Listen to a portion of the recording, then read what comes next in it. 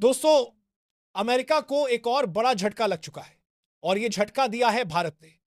लेकिन मजेदार बात यह है कि भारत अकेला नहीं है। भारत की राह पर चलते हुए अब पूरा यूरोप भी अमेरिका के खिलाफ खड़ा हो गया है।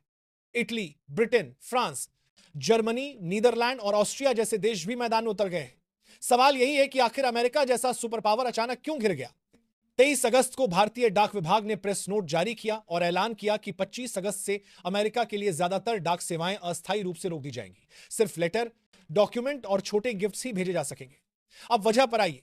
असल में अमेरिकी राष्ट्रपति डोनाल्ड ट्रंप का नया टैरिफ ऑर्डर 30 जुलाई 2025 को ट्रंप प्रशासन ने आदेश दिया कि अब $800 यानी लगभग 70,000 रुपए तक का सामान ड्यूटी फ्री नहीं होगा। यानी चाहे $10 की कोई चीज क्यों का न हो, उस पर भी कस्टम ड्यूटी देनी पड़ेगी।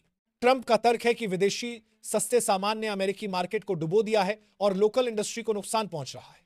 लेकिन असली समस्या यह है कि कस्टम ड्यूटी वसूली का सिस्टम ही साफ नहीं है। सीबीपी यानी अमेरिकी कस्टम्स एंड बॉर्डर प्रोटेक्शन ने 15 अगस्त की डेडलाइन तो दे दी, लेकिन आधे नियम अधूरे छोड़ दिए। अब ऐसे में भारत और यूरोप ने साफ कह दिया, पहले नियम क्लियर करो वरना हम डाक सेवाएं रोक देंगे। और हुआ भी वही। भारत के बाद यूरोप के देश एक एक करके सख्त हो गए।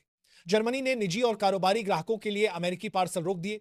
इटली ने 23 अगस्त से पैकेज भेजने पर बैन लगाया। ब्रिटेन ने सभी पैकेज ब्लॉक कर दिए और ऊपर से $100 से ज्यादा कीमत वाले सामान पर 10% एक्स्ट्रा टैक्स भी जोड़ दिया।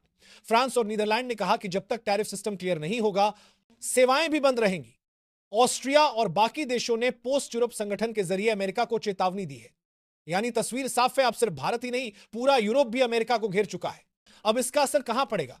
सीधा ई कॉमर्स बिजनेस पर, गिफ्ट शिपमेंट्स और इंटरनेशनल सप्लाई चेन पर।